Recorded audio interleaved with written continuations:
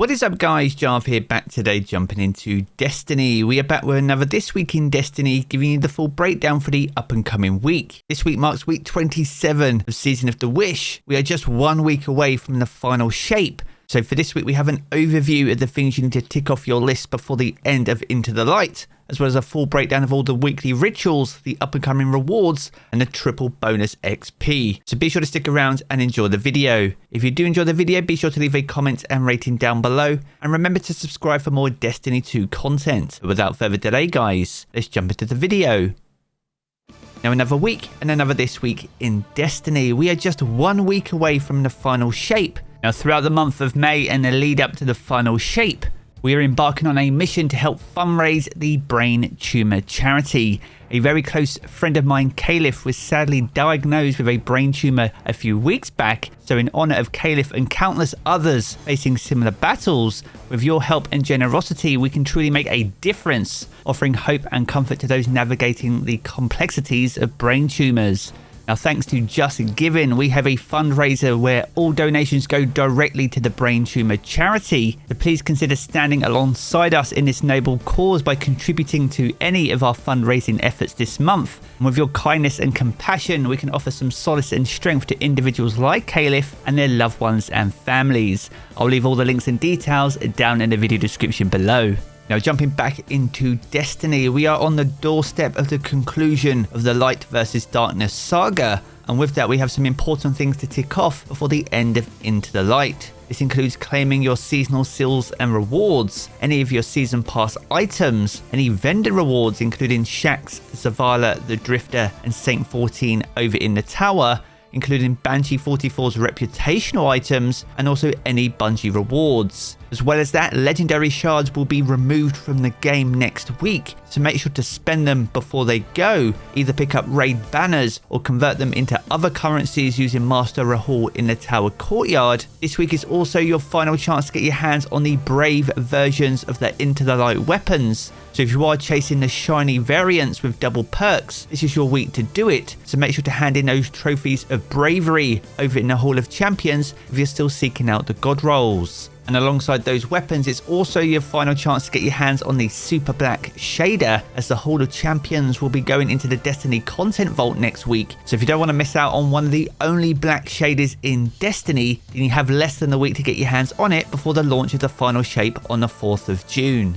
Now this week we'll also see the launch of the third and final catalyst for the Outbreak Perfected. This will come in a form of Headseeker, which will make this pulse rifle incredibly deadly inside the Crucible, and it's also the third and final puzzle to unlocking the Vamana Junker exotic ship.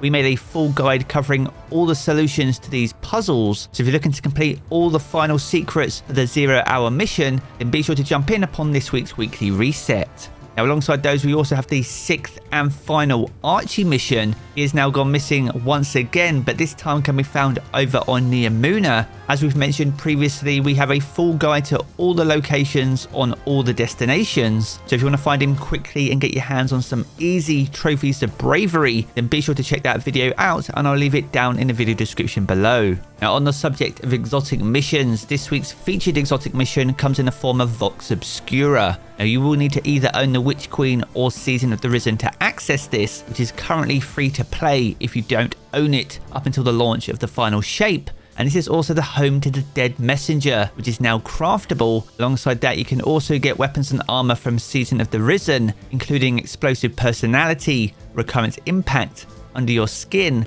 Sweet Sorrow, Thoughtless, and the Peace of Mind. And those are all alongside the Tusked Allegiance armor set. Now the weapons can also drop as Deep Sight Resonance versions, and these can drop during the course of the activity or upon activity completion. Now from here we're going to move on to the featured raid and dungeon content for the week. This week's featured raid is the King's Fall raid. Now as the featured raid, all the challenges will be available, meaning if you're still looking to earn the Kingslayer seal or even get your hands on some incredible adept weapons, then this is the week to do it. And on top of that, if you don't have the Touch of Malice and aren't able to complete Pantheon, then you can even farm Oryx the final boss if you're looking to get your hands on this incredible exotic scout rifle. Now, as for the featured dungeon, this comes in the form of the Grasp of Avarice. Now, this become available in the 30th anniversary pack. It's the home to some awesome reprised weapons, infamous from Destiny 1, and also the home to the Gjallarhorn rocket launcher. On top of those though, it's also a great chance to get your hands on some Artifice armor. So if you're looking to tick off some final prep before the final shape, then make sure to jump in this week upon this week's weekly reset. Now next up we have Dares of Eternity and the 30th anniversary pack activity. Alongside the Scatterhorn armor set, we see the Prefector armor set from Season of the Chosen return once again.